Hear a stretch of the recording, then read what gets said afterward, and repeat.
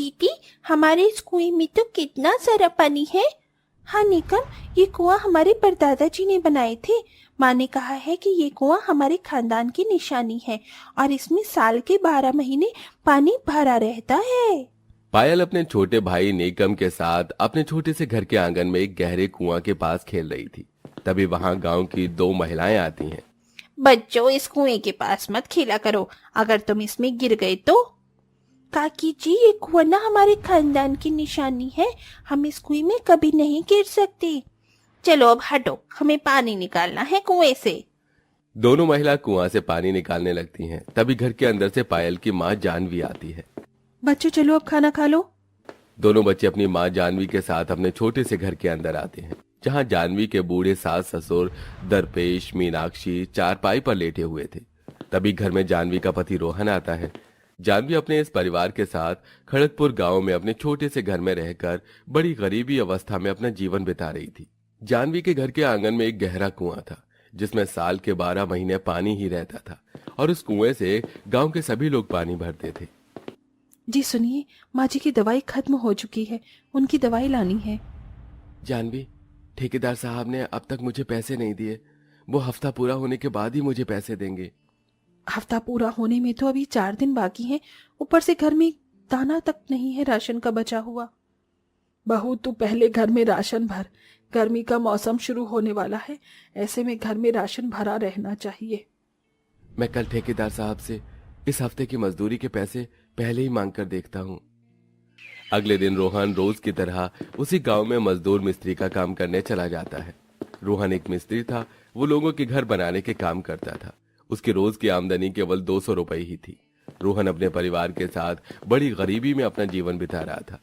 शाम का समय, तभी ठेकेदार रोहन को एक हफ्ते की मजदूरी के पैसे एडवांस में दे देता है।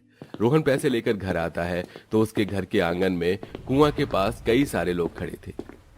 अरे, इतने सारे लोग! रोहन सबके पास आता है तो वहां एक महिला अनीता जोर जोर से रो रही थी।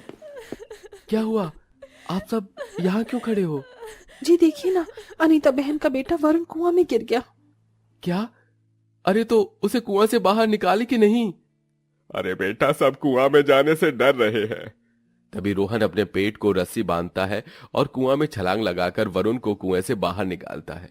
वरुण बेहोश था। मेरा बच्चा वरुण, वरुण उठना बेटा। हमें वरुण को हॉस्पिटल ले जाना होगा। तभी सब वरुण को हॉस्पिटल ले जाते हैं, जहां वरुण के इलाज के पैसे रोहन को देने पड़ते हैं। रोहन अपने पूरे हफ्ते की मजदूरी के पैसे वरुण के इलाज में लगा देता है। अगले दिन सारे गांव वाले रोहन के घर के बाहर आते हैं। अरे वरुण भाई, आपके आंगन का यह कुआं हमारे बच्चों के लिए घातक साबित हो रहा है। कल को अगर वरुण के साथ कोई बड़ी दुर्घटना हो जाती तो उसका जिम्मेदार कौन रहता? इसीलिए हम गांव वालों ने फैसला लिया है कि अब हम इस कुएं को तोड़कर इसमें मिट्टी और भूसा भर देंगे, ताकि आगे चलकर किसी भी बच्चे के साथ कोई दुर्घटना ना हो पाए।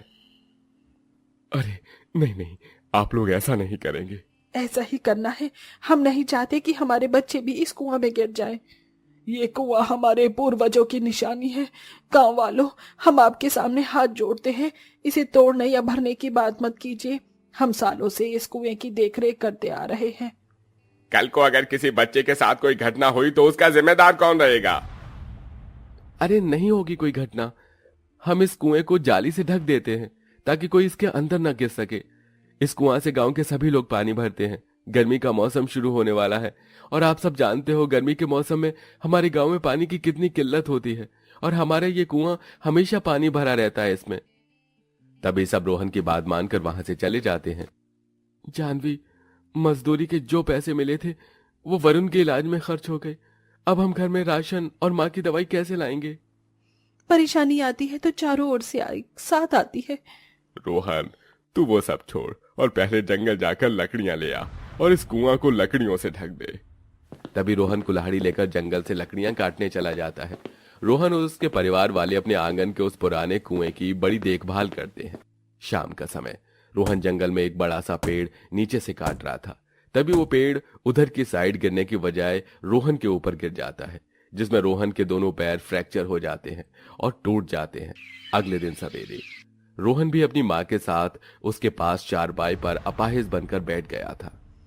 ये क्या हो रहा है हमारे साथ? क्यों हमारे जीवन में एक के बाद एक परेशानियां आती ही जा रही हैं? माँ जी, घर का राशन भी खत्म हो चुका है और पास में पैसे भी नहीं है। जानवी, तुम पड़ोस वाली दामिनी बहन से कुछ पैसे उधार ले आओ, देखते हैं फिर क्या करना है आगे। तभी जानवी अपनी पड़ोसन दामिनी के घर आती है और उससे 2000 रुपए उधार लाकर घर में राशन भरती है और अपनी सास की दवाई लाती है। कुछ दिन ऐसे ही बीत जाते हैं। गर्मी का मौसम शुरू हो चुका था। कड़ाके की धूप पड़ने से और लोगों के कुएं से पानी निकालने से अब रोहन के आंगन के कुएं का सारा पानी सूख जाता है। एक शाम जानवी कुआं के पास आती है।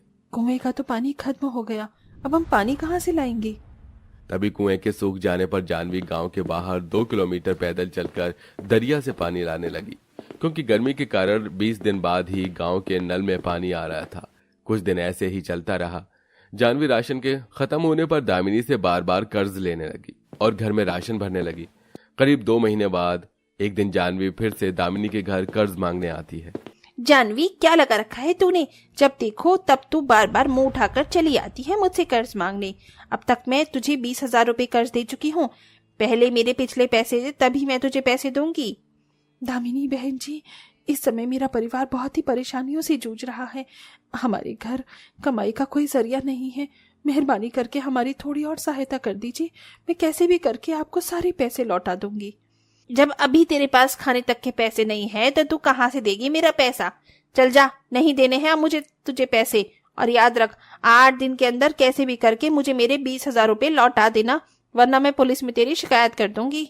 जानवी अपने घर आती है और अपने परिवार को सारी बात बताती है। अब 8 दिन में हम 20,000 रुपए कहाँ से लाएंगे?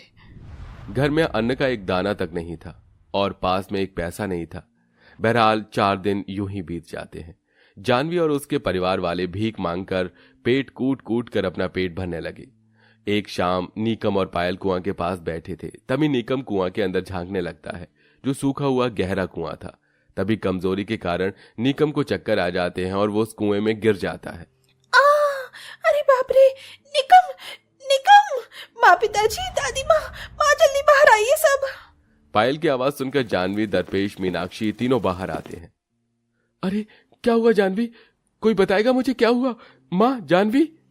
अरे मेरा बच्चा निकम, निकम मेरे बच्चे। पायल, निकम कैसे गिर गया कुएं में?